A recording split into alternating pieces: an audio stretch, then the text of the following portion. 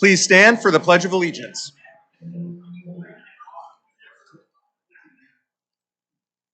I pledge allegiance to the flag of the United States of America and to the republic for which it stands, one nation, under God, indivisible, with liberty and justice for all.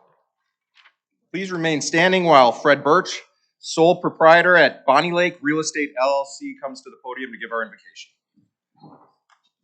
Good morning. I wasn't supposed to be here this morning. Someone else was assigned to give today's invocation. After that Rotarian backed out, Aaron looked for a replacement. After those 7 experienced individuals declined, I was drafted. So today it is with great pride that I'm here at the podium as the club's 9th choice. Engine number 9. When he's ready, he will shine. That's a nursery rhyme for your grandchildren. I've been a member of this Rotary Club for more than half of my life, over 31 years now. Until this fall, I never had to worry about being late to a Rotary meeting because I hit the snooze bar one too many times. Being up and out of bed at the crack of 11 in order to get to a Rotary lunch by noon has not been a great personal sacrifice. I've been married for over 39 years. For the first time ever, my wife doesn't believe me when I leave the house in the morning and tell her I'm going to Rotary. When my daughter heard that I was giving an invocation at Breakfast Rotary, she said, "Oh, I'm sorry, Daddy. Did they kick you out of the downtown club?" Today we remember Pearl Harbor and all the other events around the world. Let us take a moment now for prayer. Thank you for the gift of Rotary and each other. Bless this food as we nourish our bodies and our minds. May we be ever mindful of those in need. Help us to provide food to the hungry, to heal the wounds of hatred with our love, comfort those in sorrow, bring peace to those living in areas of unrest. Through our service, we thank you for all of our gifts. Amen. Thank you, Fred. Everybody can be seated. I'd like to thank all our sponsors whose logos appeared on the screens before the presentation began. If you or your organization is interested in supporting Rotary, please contact the Rotary office. Mary or Aaron would be happy to talk to you. Would like to welcome our virtual audience, and I'd also like to welcome our guests. We've got Dan McCormack from Johnson Financial Group and Adrian Shea from Little Sprouts Play Cafe. So welcome to our club. We're happy to have you here. We'd also like to welcome Megan Walsh, Dean of the School of Adult Learning and New Initiatives at Alverno College, as well as Emily Stedman, a litigation attorney for Hush Blackwell. Megan and Emily are enjoying a complimentary membership here with Rotary through June of 2022, thanks to our partnership with Ward 48, which is Milwaukee's premier leadership development program. I hope that Megan and Emily will become one of many graduates to join our club after their initial membership. So we're happy to have everybody here at Rotary today. Welcome. We're very excited to hear from our speaker, Jim Kanter, here in a little bit. But first, one of the exciting parts of Rotary is bringing in new members. So please welcome Kimberly Kane, President and CEO of Kane Communications Group, as she introduces our 2 newest Rotarians. Come this way. We're all friends here, aren't we? All right. Thanks, Todd. I'm thrilled to be up here today introducing 2 amazing new members. So let's go ahead, Angela, since you're closest to me, I'll put you on the spot first. How's that sound?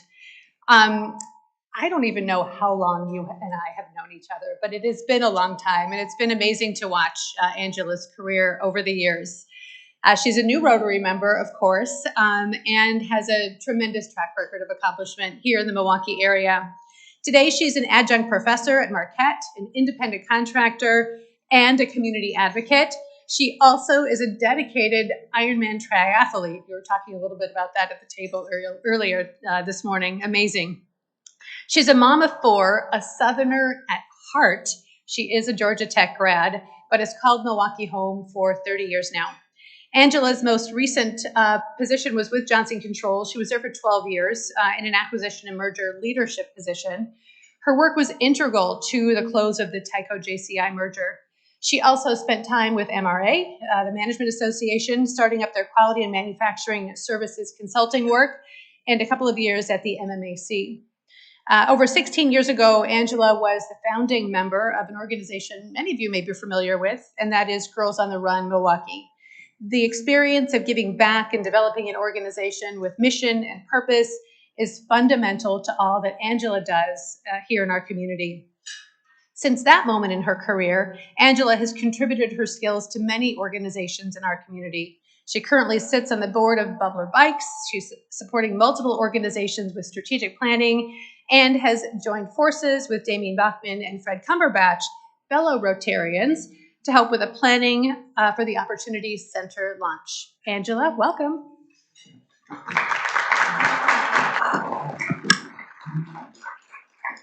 Thank you. Thanks, Kimberly. I really appreciate your sponsorship, and I'm really excited to be called a Rotarian. So I'm going to dive right in. I plan to attend the holiday party tomorrow, and if you haven't tried the Door County Cherry Vodka, it's to die for. I'm also excited about things like mentorship because I believe that that is so important in our community, and I feel like Milwaukee has a great plethora of organizations, and I'm super thrilled to be part of Rotary and make a difference. The best is yet to come from Milwaukee, so thank you. Look forward to meeting everyone.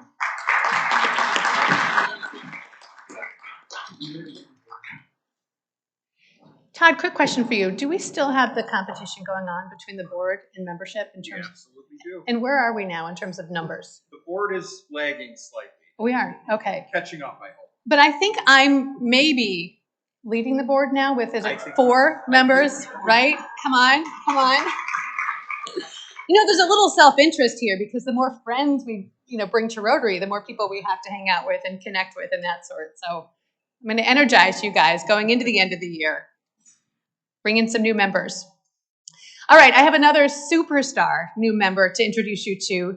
Marty Brooks is the president and CEO of the Wisconsin Center District, a new Rotary member, of course. I'm sure that many of you know Marty because of the headlines these days and the great work that he's leading at the helm of the Wisconsin Center District.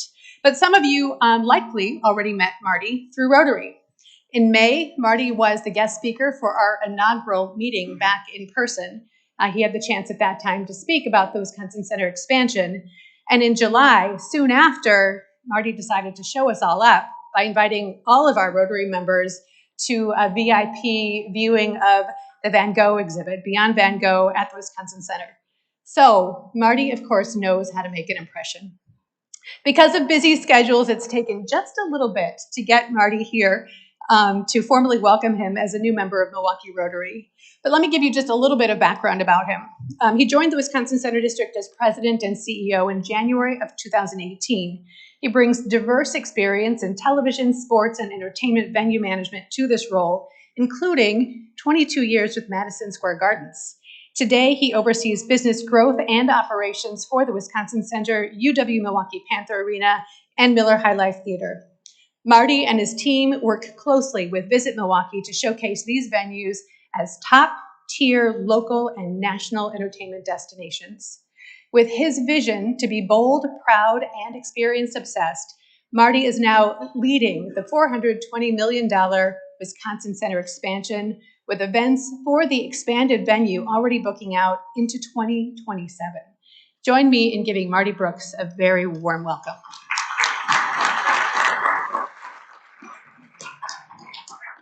Thank you all for the opportunity to be here today and allowing me to be in your midst.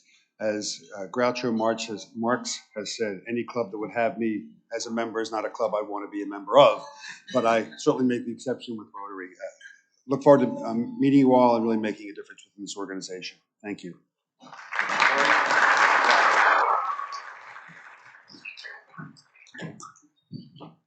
Well, thank you, Kimberly, for your efforts in bringing new members, and it's quality over quantity, and we've got 2 great new members. So, Angela and Marty, welcome to our club. We're excited to get to know you. I know I speak for everybody to say, we're happy to have you and looking forward to getting to know you in the months ahead. So, Thank you. We hope to see everybody here at our holiday party. It's tomorrow at the Central Standard Craft House on Clybourne Avenue. So 5 to 7:30, we'll be gathering. One of the newest and coolest additions to Milwaukee's downtown. I have not been there personally. I'm looking forward to going there and checking it out. We'll celebrate the holidays with appetizers and a craft bar or a cash bar featuring beer and cocktails. So hoping everybody can make it there. We ask that you sign up. You can either do it at the registration table or online.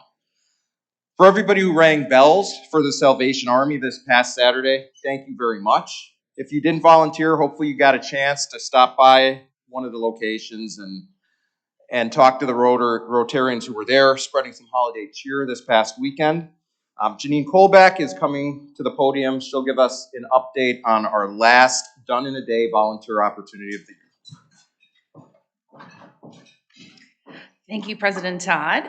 I would like to invite all of you to join the McKee Christmas Club again this year.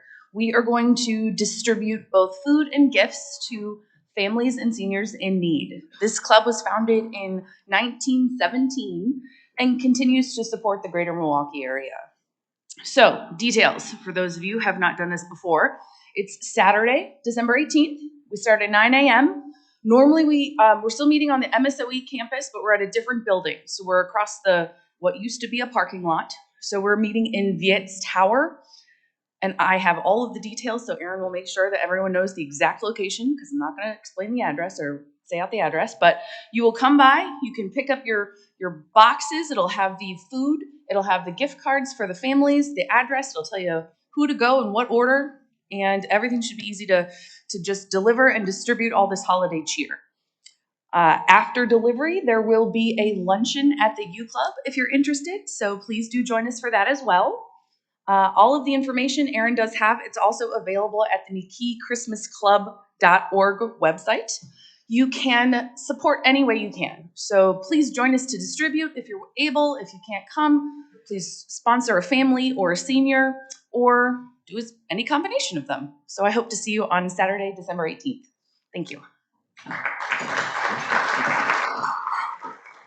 Thank you, Janine. Finally, the latest edition of our People of Action series is now out. There were pamphlets on the front table as you walked in, featuring Rotarian Margaret Fry and the work she's contributed, not just to Rotary, but outside of Rotary throughout the city as well. So you can find copies, again, on the table outside or through the Rotary emails and social media feeds. Thanks again to Jeff Smoller for putting together that excellent profile. It's great way to get to know fellow Rotarians. Now, Saj Thatchenkari, Vice President of Marketing and Community Engagement at MSOE, will introduce our speaker.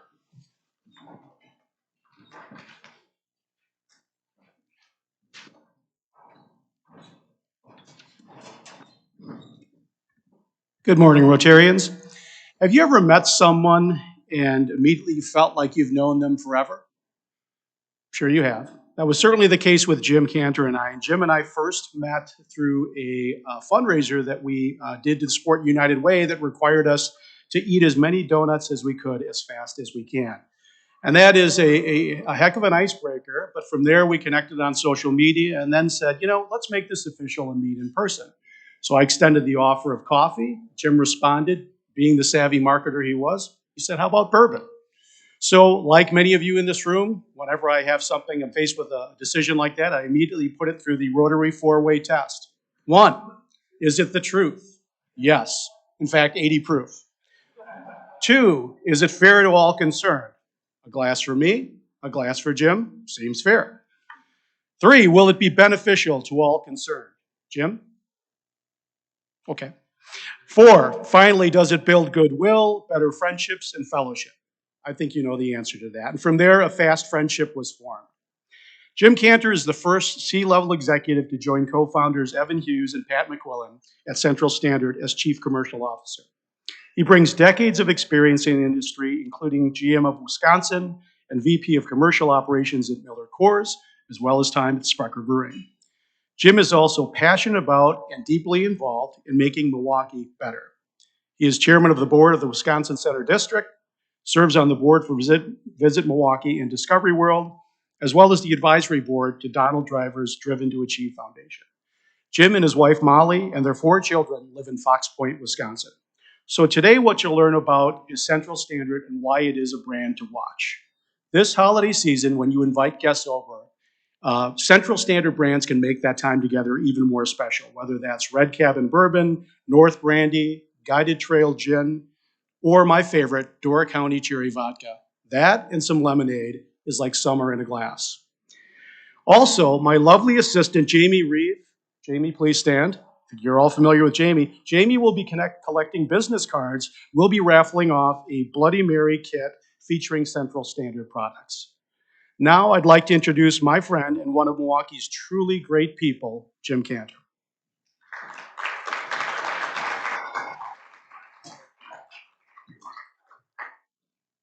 Thank you, and appreciate the opportunity, Saj. When he sent me over what he was going to say, I was wondering if he was actually talking about me.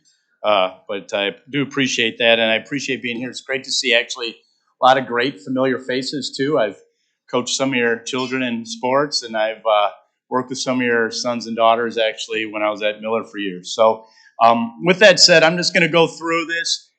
Please stop me at any point. It's more of a discussion-oriented. I don't know how you exactly run all your meetings, but I like to have more of a conversation. So if something piques your interest, stop me in the middle of it and ask me. I'm going to talk a little bit today about Central Standard, obviously, but nice plug. Thanks for I almost had to do a mic drop there. I mean, you really sold our products better than I can, probably. And then talk a little bit about the industry, what's going on within the industry and what we're seeing. You see a lot about it. You hear a lot about it, how things are shifting, but I have facts and data to prove it, so we'll go through that. We'll start with this. So overall, we started Pat and Evan started the company about 7 years ago. One was a banker by trade and one was a publisher by trade, and published a magazine called Draft Magazine and wrote about the beer business, which is how I met the two fellows. We would have lunch or coffee a couple times a year, kind of get to know each other a little bit. And the question was inevitably asked, when are you going to come over and work with us? So eventually the time was right, and that was about 1.5 years ago now. We started at Walker's Point. If anybody remembers that, we had a small little bar down at Walker's Point on 2nd in Virginia. Made some really good products and made some ones that had some opportunities, as anybody does in their industry, and you learn along the way. So with that, we continue to evolve and we continue to learn about what we needed to do and how we needed to get better at what we did. I still see some of those bottles out at retail, and I still run into some of those roadblocks with some customers and buyers about maybe our products weren't the best at the time. But we continue to forge forward and forge quickly to understand that today we're in 5 states. We expanded into those, the 4 states outside of Wisconsin earlier this year. So we're in a contiguous circle as we continue to look and expand. The big break that we got was last year around this time in October. We pitched Walmart, one of their local suppliers symposiums, and we actually got selected by Walmart to bring the product in. We were only one of 5 companies selected to bring product in during that. So we're now in Minnesota, Iowa, Illinois, Michigan, and Wisconsin, where you can find our products. We have customers all over the board. We have local retailers here like Discount Liquor, Ray's, Otto's, but we also have the bigger box retailers such as Walmart, Kroger, Festival Foods, Great, Sendix, Woodman's. You can read them all. I don't want to offend anybody. I almost have to list the whole thing. We'd be here. Marty would need more coffee to stay awake for that.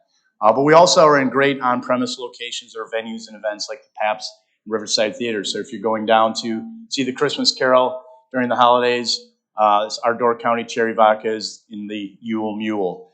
We're in the Fiserv Forum, AmFam Field. And if is anybody familiar with Ishnala Supper Club? Woohoo, shout out. Have you been there? Oh, many times. You can't get a reservation there either, right? We got there on a Tuesday. It opens at 3:30. We got there at 3:37. We had to wait for 2 hours for a table. Ishnala is open from April until October. 6 months. Does anyone take a guess how many brandy old fashions they sold in 6 months? 93,000 old fashions in 6 months. The great news is that's all our brandy.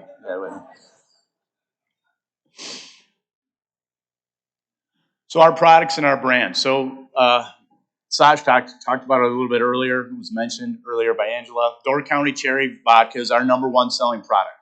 It's made with our vodka right at our distillery at 23rd and Clybourne. So right near on Marquette's campus-ish. It's an old Marquette maintenance facility right down from Miss Katie's Diner in the near west part of the town. So it's a great spot for us. There's hills there, so when it's built in, when you think about all the beer barons and all the breweries that kind of are up and down and line that area, the reason though they went in there is because it's a great place to store products back in the day when there wasn't refrigeration. For us, we still store our barrels that need to be in a cooler spot, and it's actually perfect for us storing our barrels there and aging our barrels in that area. So our Door County Cherry Vodka made right there, infused with real Door County cherries, cherry juice, and then back sweetened with a little bit of raw Wisconsin ice. So it's not a sweet vodka like you taste some of these vodkas that have a lot of medicinal taste to it, a lot of sugar to it. Our actually, 1.5 ounce serving of Door County Cherry Vodka is only 3 grams of sugar because of how we make it and how we use the cherries, and that really just comes right from the honey. Just to sweeten it a little bit. It's, again, our #1 seller. It actually sells well in Michigan, they are very provincial about their cherries up there. Believe me, holy cow, I've been up in Traverse City, and you bring up another cherry, they get a little testy, and they want to try it. So that again, mixes well with anything. Lemonade, a citrus soda, a seltzer, colas. You see it in most places.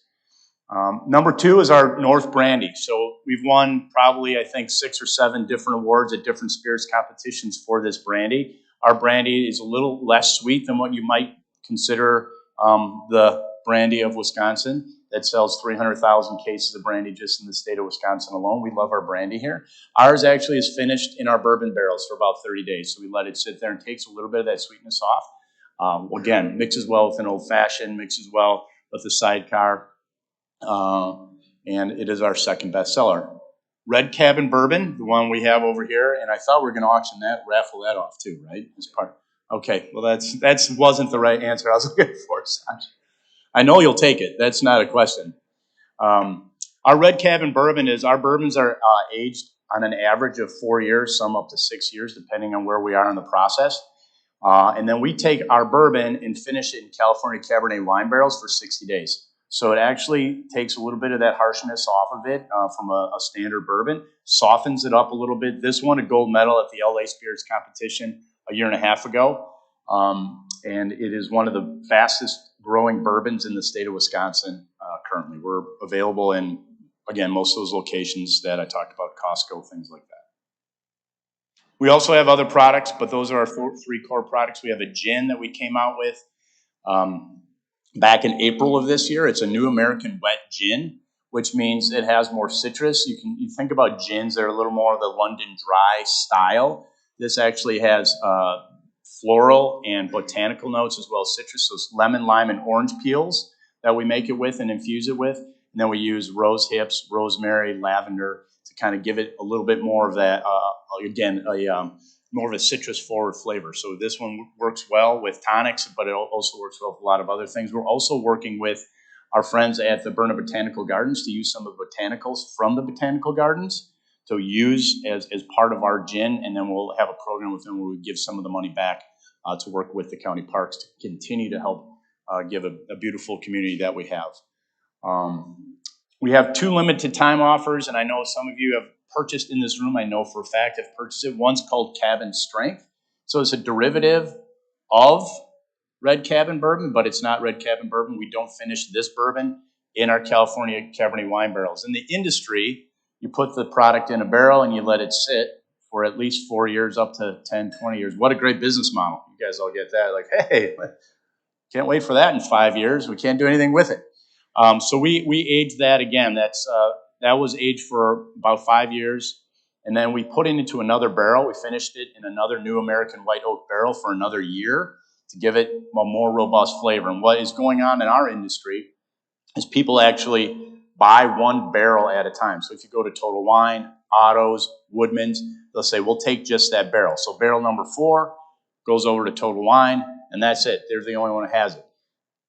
Each barrel tastes a little bit different because the wood's a little bit different. Where you store it in your rick house gives it a little bit of a different, because the temperature can fluctuate 1 degree, it actually gives it a different taste. So each one of the barrels that we have sold, and we only had 12 barrels that were ready to go, so 12 barrels times about 36 cases a barrel, that's all that's out in the market.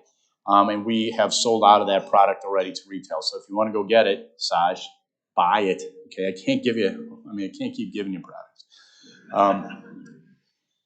He is a good ambassador though, so we'll take it. So that one, again, has been a big hit in our market. And if you need it or want it, makes a great gift for folks. That is also at proof. So what that means, it comes out of the barrel and we don't proof it down to 80 proof or 85 proof. We actually keep it at between 115 and 120 proof. And that's also something that's going on in the spirits world. People are looking for higher proof sipping of things that are a little bit stronger and have a little bit more of a robust taste than actually being proofed down. We also released our first Brewmasters series. That means we will do more. We're working with a couple breweries, some more local, one big international brewer that is very interested in working with us as well. Where we have, has anyone heard of Toppling Goliath? It's a brewery out of Iowa, and part of the reason that we went with them is because our entry into Iowa, so we wanted to help with that brand equity and that brand name, certainly in Iowa. So we went and picked up their stout barrels. So they had a barrel, 4 barrels for a brand they produced with Central Waters called the Toppling Waters beer. We picked up the barrels when right after they dumped the beer. And then we bring them back, we put the brandy in the barrels. We let that sit for about 30 days, and it picks up a lot of stout notes, a little bit of beeriness, some caramels, some chocolate notes. And we filled that then. We did that. We have about 250 cases of that product that went out. We ran out, so Pat McQuillan and I loaded up U-Haul and drove to Decorah, Iowa about a month ago, put them in the back of the truck, and have a second release that was just filled yesterday that was in their Assassin barrels. And if anyone's familiar with Toppling Goliath, Assassin is one of the top 20 beers as rated by Beer Advocate in the United States. So they just gave us the barrels. They're great people over there. And we have that next phase coming out here in the next couple weeks, and that's available at select locations as well. So we're going to continue to do those kind of things to be innovative, be on top of the game. And you're seeing within the industry, there's a lot of beverage blur going on, right?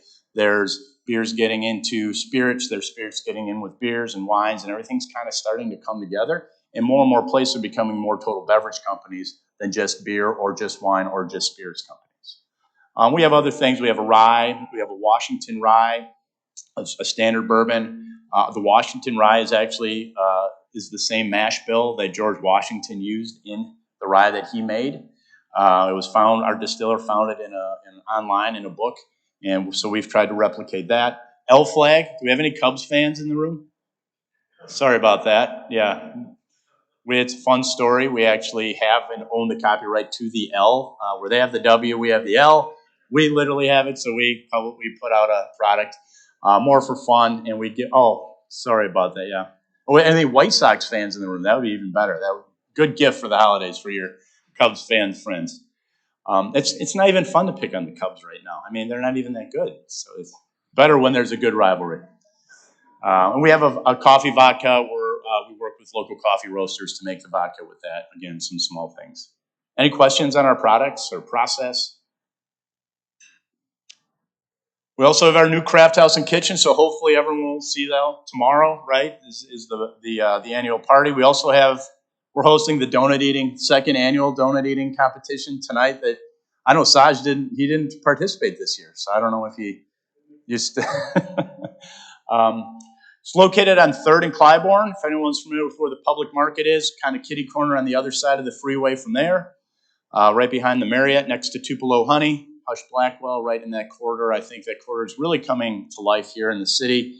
I remember kind of going to some events, whether it was at the Pfister and kind of walking over to the 3rd Ward probably 10 years ago, and you felt a little bit, maybe not safe walking over that area, but it's really kind of come to life with a lot of things going, a lot of hotels going in, restaurants, bars. We serve dinner, we serve lunches, and we also have just recently added a Sunday brunch as well. So bring your friends and family down and have some good holiday cheer. We have an event space, which I don't know exactly where you're going to be having the event, but it's in the 2nd floor event space, so that's where you'll be tomorrow. That holds about 120 to 150 people, depending on the configuration. We also have a founder's room in the basement. You can have private dinners. We'll have our still eventually up and working there. We'll do innovation. We'll do tastings, those kind of things. And we have a rooftop patio that's, if you want to go up there now, God bless you. But we're hardy. We can handle that. But you can see the lake from there. You can see downtown. It's actually a great view, and that holds about 100 people as well. Any questions overall about that before I talk about the industry just a little bit? Overall, the industry is about $225 billion industry in the United States. With a B, yes. Beer is about half of that, and it's actually continuing to shrink a little bit. Wine is about steady, it's flat, and it's about 30%, and then spirits are actually about $44 billion. So that's about 20% of the total alc industry. And we're talking dollars here. The biggest channels are convenience stores, mostly driven by beer and single serves in the beer business. Number 2 are supermarkets, and number 3 are liquor stores, and that's within the off-premise locations. Not every state has a liquor store environment like we have. Some have actually bigger ones. Again, spirits are leading the way from a growth standpoint and expected to continue to grow, and I'll give you a little bit of understanding and reason why. Off-premise sales, so liquor stores, grocery stores, convenience stores, they're responsible for about 70% of the total alc business, and the on-premise environment is responsible for about 30% of the business, bars, restaurants, venues, things like that.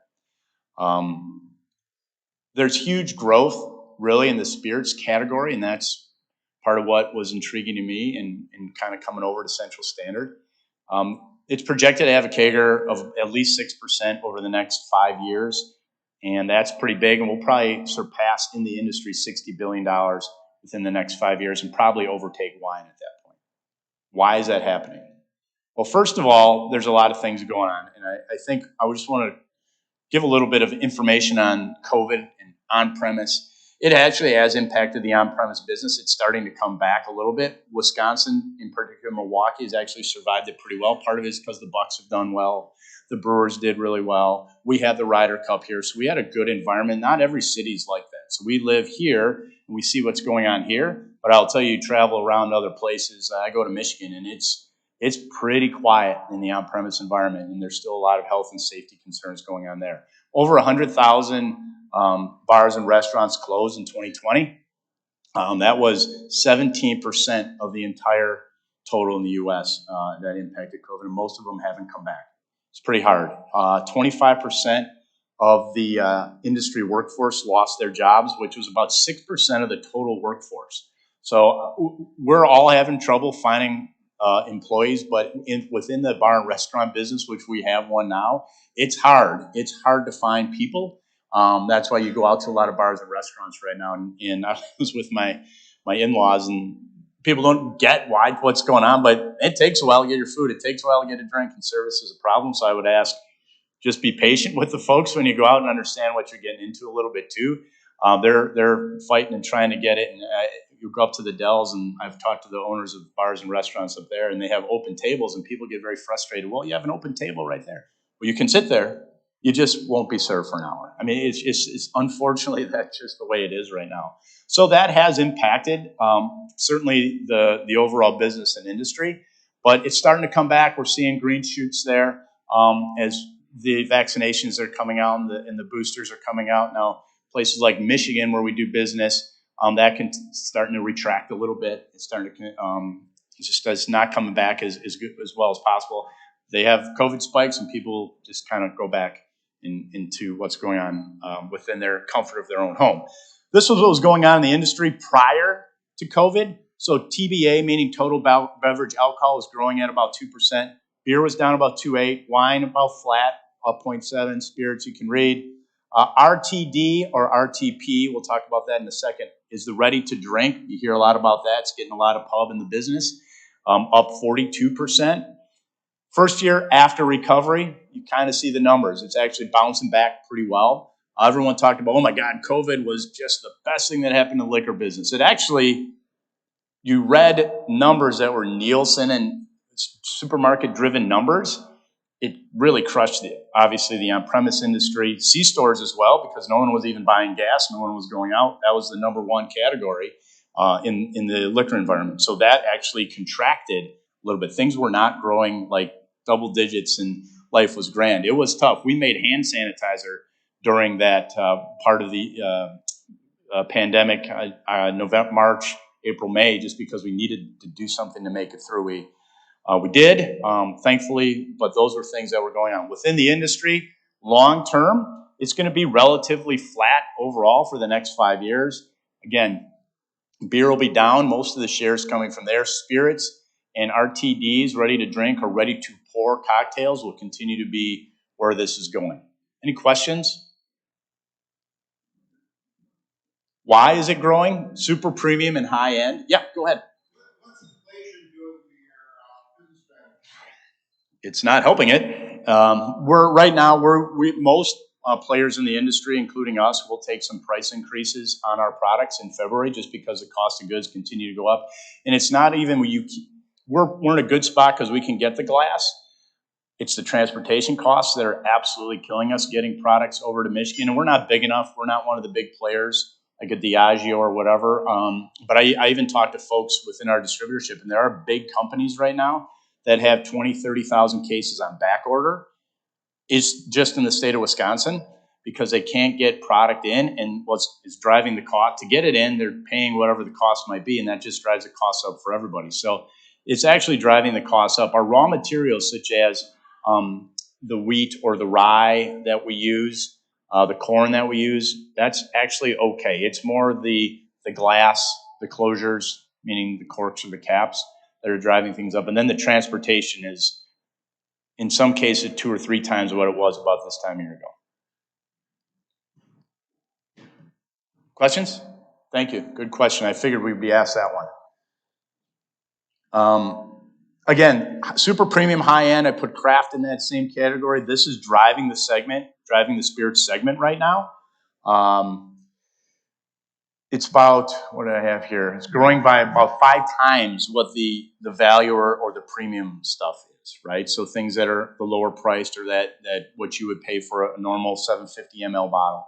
A higher consumption also in that higher end. So there's more money that's buying higher end products and higher end goods. So we talk about our bourbons.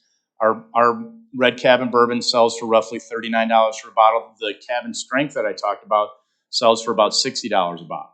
So it's good for us, but it takes a little bit more. And again, that's been sitting there for 6 years. So we got to get the money back somehow, for crying out loud. What do we have? I'll turn back over here. Craft is the next big thing. So the number of distilleries in the U.S. are up 50% over the last 10 years.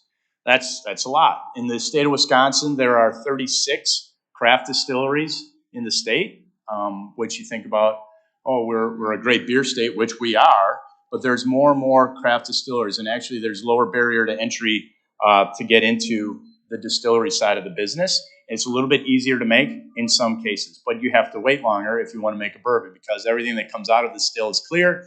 You put it into the barrel and let it sit there for a while, right? The volumes are lagging because of what I talked about, that process. So the volumes are not up 50% yet, but there's going to be a lot of great new products coming in the market over the next 4 to 5 years because of the number of people that got into distilling over the last 4 or 5 years, if that makes sense to you. Our wholesalers are a distributor network, so legally we have to go through distributors in a 3-tier system. Once they have said this will be bigger, and some carry beer and wine and liquor, the craft spirits business will be bigger and more important to the industry than craft beer was. So there are over 9,000 breweries in the United States right now. But this is actually more, in fact, impactful because how you can do different things. So you talk about things like Door County cherry vodka that's made with an indigenous fruit to Door County, Wisconsin. Door County actually produces 10% of the United States' cherries. So when we have that opportunity that we can use products like that, we can use the honeys, or we can work with botanical gardens to make our gins. Those are the kind of things that you're going to see more and more of, and more distilleries doing, and breweries weren't able to do that. At-home consumption will continue to drive the side of the business. Part of that, it started with COVID, but it didn't start with COVID, but it was accelerated by COVID. Over the last 20 years, the off-premise was bigger than the on-premise. It has been bigger for a number of years, but now more and more people staying at home, safety concerns. The locations have actually gone down, the number of on-premise locations, as you saw, 100,000 closed in 2020 alone, and more closing this year. Yeah. Can you speak to the distribution issue of direct sales and mail order? Yeah.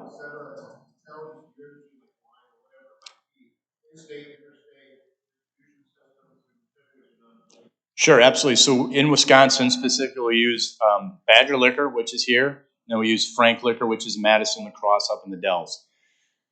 We would like to have that opportunity if people want to buy a bottle or two to be able to ship it to them in out of state where we don't have distribution. So if there's somebody in Arizona that wants to buy our product, we can't ship it to them right now. That's one at a time, and that's fine. We're fine doing that. But I also am a big believer in the 3-tier system, in the distribution system, and using distributors because we have great customers up on Eagle River, Wisconsin. I have no idea how I'm going to be able to get a case of product up to Eagle River once a month, right? We don't have trucks, we don't have trucking. That's the value that our distributor system actually provides to us to get to the number of locations. There's 10,000 accounts in the state of Wisconsin alone that we need to get to on a sometimes weekly basis. So that's what our distribution system and our distributors provide for. Again, we're fine with doing that. We would like that opportunity to sell and mail, like the wine industry has been able to do, and even the beer industry. It's a state-by-state thing. I know there's a lot of work going on behind the scenes with government agencies and how we do that because it has to do a lot with taxation and control. If we send a product to Arizona, how do we know that that person is legally 21 that's picking it up? So there's a lot of hurdles to get through on that end. But we're overall a big supporter of using the 3-tier system and distributors to get through there. It helps you, but they also carry thousands of SKUs and thousands of brands. So how do we break through when we're a little company into Iowa or a little company that as we're going into Minnesota, and you're working with a big company like Southern Glazers Wine and Spirits, which is a great distributor. However, they have 100 priorities before they even think about what we want to do on a daily basis. Does that help? Yeah.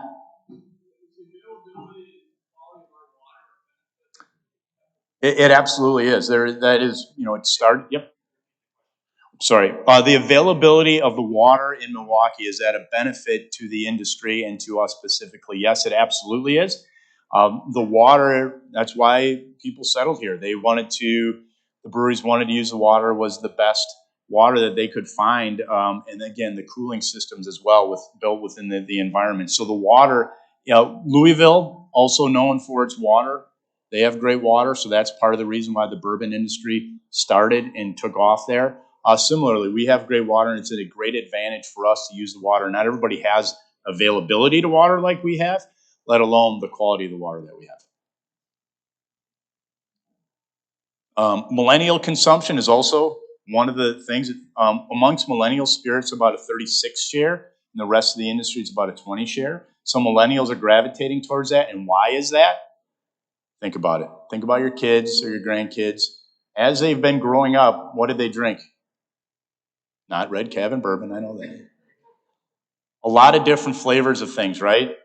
All the sports drinks, all the energy drinks, the sodas, all those flavors. And now that they're graduating to being 21, that juice box generation is starting to say, hey, I'm 21 and I demand that same thing in my alcoholic beverage. I want to have flavors, robust flavors, different flavors. And innovation and technology from the process has allowed us to do that as well. So the Door County Cherry and the process we used to do that wasn't available probably 10 or 15 years ago to be able to do that. So people are looking for that. And the customization, people want a little more seltzer, a little less sugar, a little more sweet, a little more sour. You can customize spirits to who you are, and that's part of what the generation is. So they want flavors and they want customization, and spirits actually caters really well to that.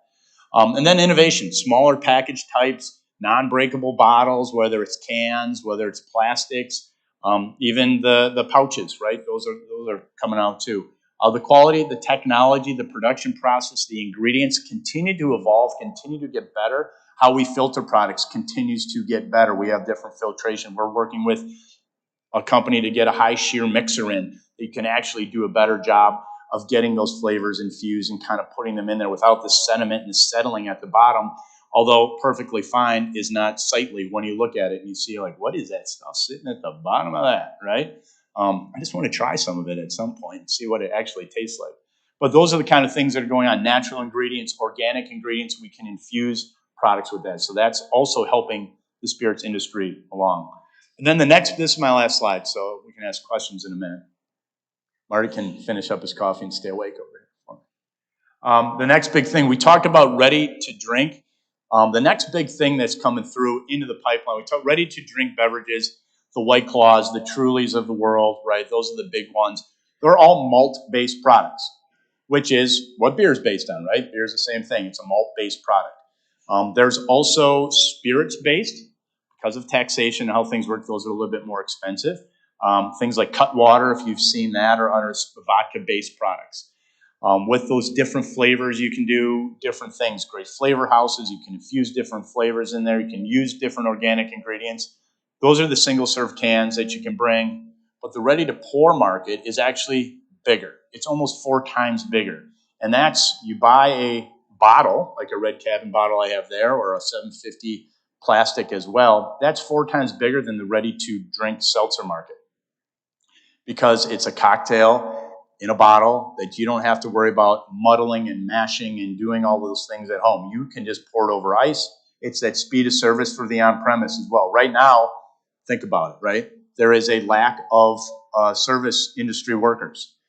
What you don't want is people coming into your bar or restaurant and standing in line and waiting and waiting and waiting. If you can have a great product that's a great cocktail made with real quality craft ingredients, you can pour it over ice, and it tastes great. Why wouldn't you use that rather than having to mix a seltzer and a cherry and a vodka and a squeeze of lime? How long does that take rather than just pouring it over ice, right? So that's what's going to happen within the industry, partly driven by what the on-premise needs are.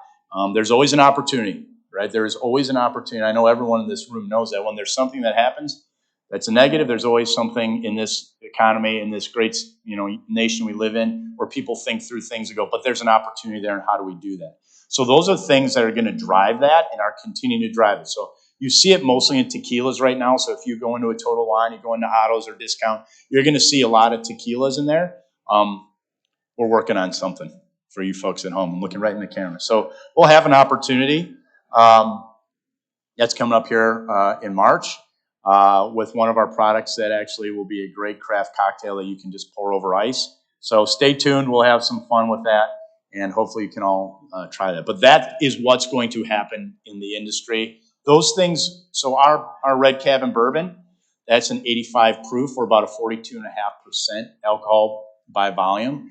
These products that are coming out in this ready-to-pour aspect, more like a wine, so it's about that 15 to 20%.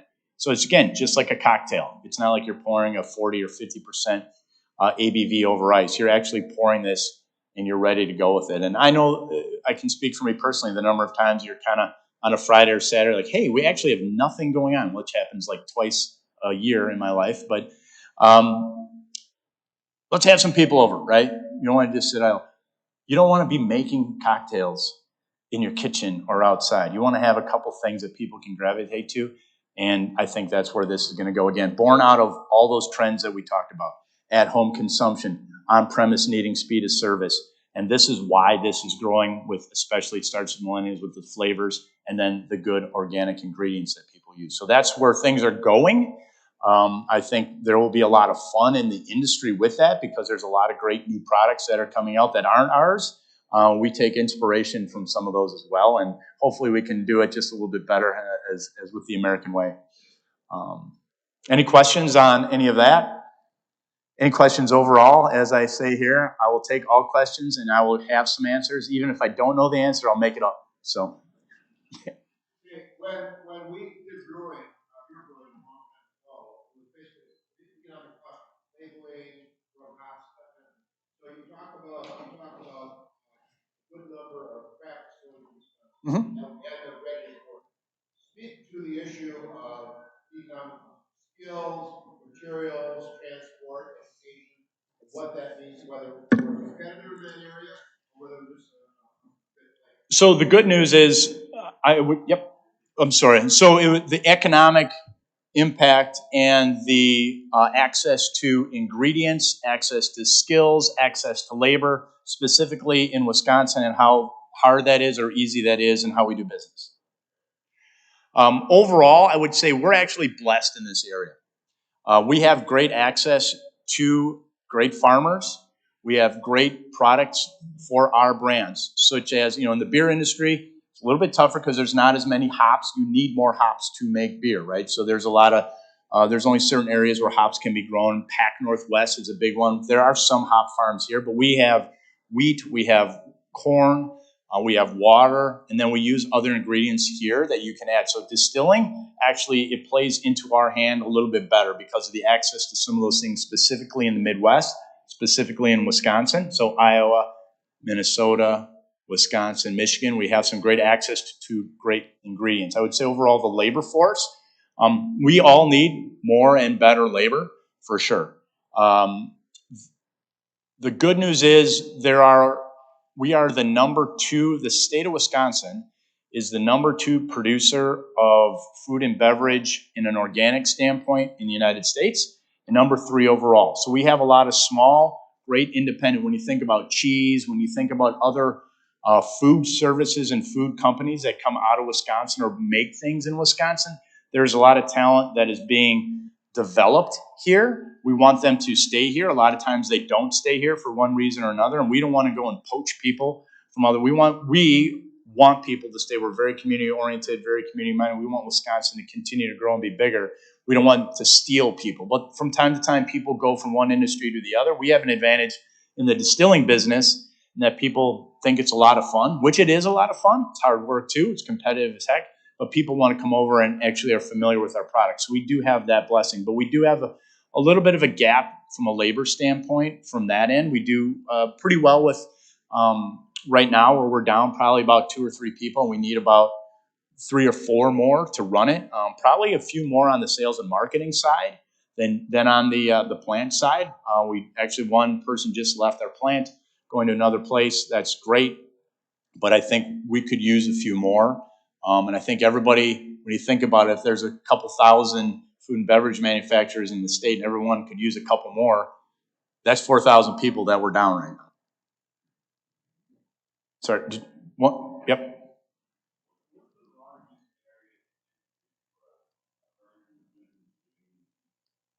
What is the largest barrier to entry for a brand new business getting into this area? I would say it's, funding, I think, is accessible right now. So I don't think it's the funding. I think the industry is growing. I think it's understanding how the industry works. And if you ask Pat and Evan the same thing, you get it until you can sell, you can go to your friends and your family and they'll buy it. And yeah, it's really good. And then they put it in the corner.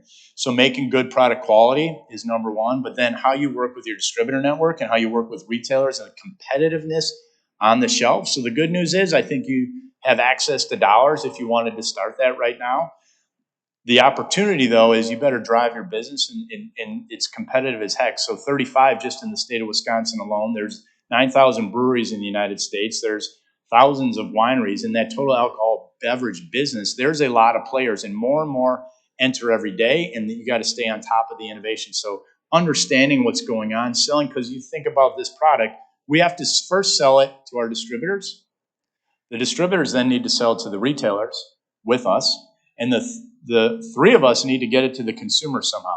So there's a difference in how you market to your retailers and your distributors and how you market overall to your consumers. So you can get it on the shelf, but how do you actually help pull it off the shelf is probably the biggest thing to keep that turning, because some of these big box retailers, they'll give you 6 months. And if you're not showing that you have movement, you're going to be done. And you're not done just for 6 more months. You might be done for a long time, right? Does that help? So you talked about the way you infuse flavors and other things, but how much impact does the quality or the variety of the creams and things have an impact?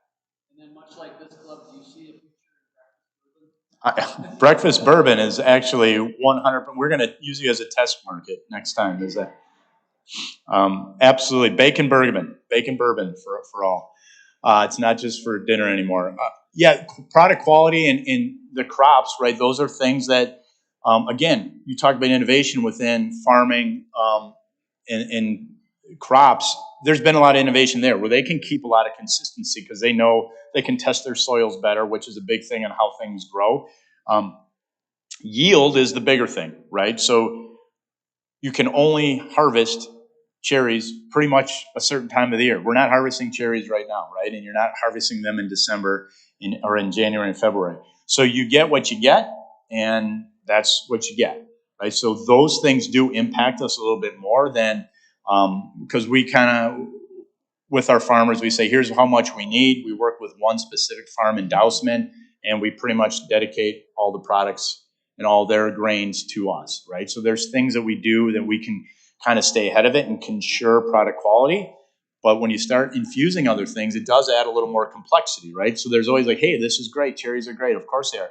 But the orchards that we work with, sometimes they don't have the kind of crops that they need. If there's a drought, if there's too much rain and it kills off some things, then we're in a little bit of a bind, and we got to scramble a little bit to make sure that we can get cherries. And our friends in Michigan, maybe they won't share as many cherries with us. I don't know.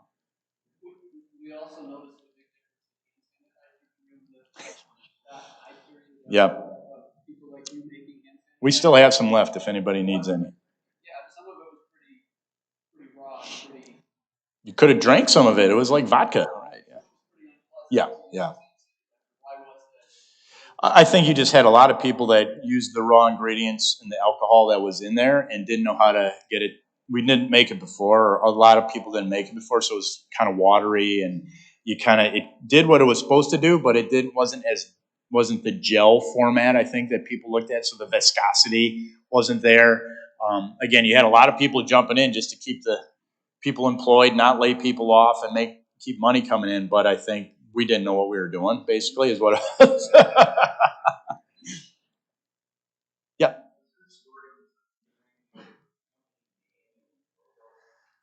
Yeah, so the Central Standard basically was Central Standard Time. The name and the company logo, the story behind that. So the company logo just developed Central Standard. We wanted to make sure that we had a good, robust, concrete base in the middle of the U.S. So we looked it up. You know, you go through naming. Has anyone gone through naming configurations on things? Holy camole! You come up with 80, and you know there's 79 that are kicked out, right? So that's fine. But it was basically Central Standard Time. It kind of worked with campaigns like, hey, it's Central Standard Time. Not to steal from my old employer, but there's things you can do with that. And then the Walker is the guy, we call him kind of from Walker's Point. Kind of hardworking, good Midwestern, you know, put a product on your back and kind of hoist one up, kind of thing. That's the general story. Sorry, over here. When you talk about selling in the retail market, I used to be in the magazine and I had to go meet with truck drivers at like 5 o'clock in the morning to network with them because they was my magazine front as opposed to other publications. Do you have the same kinds of networking opportunities when it comes to point purchase sales? Sure. For us, it's certainly we know is talking about truck drivers first of all, but it was actually how we influence where the products get placed on the shelves or where they go in the market, or how do we get that so the consumer sees the product.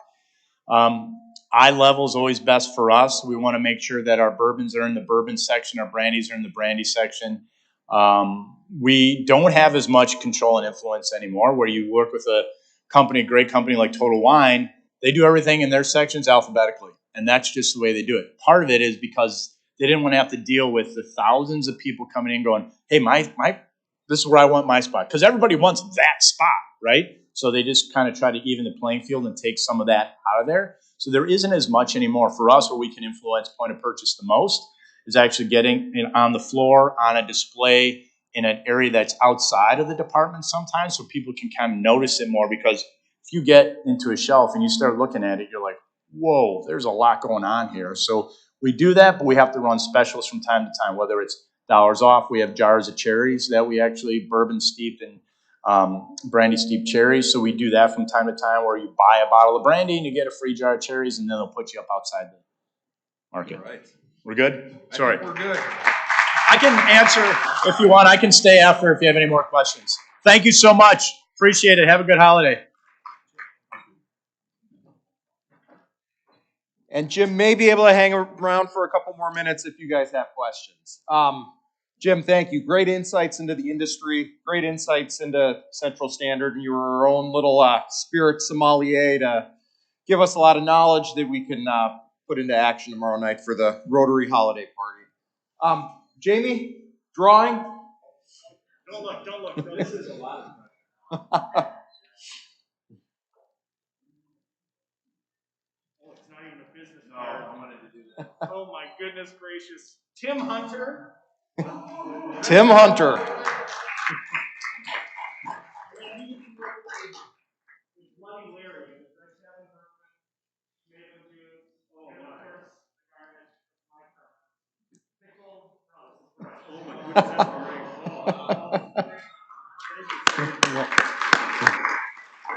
Perfect. Congratulations, Tim.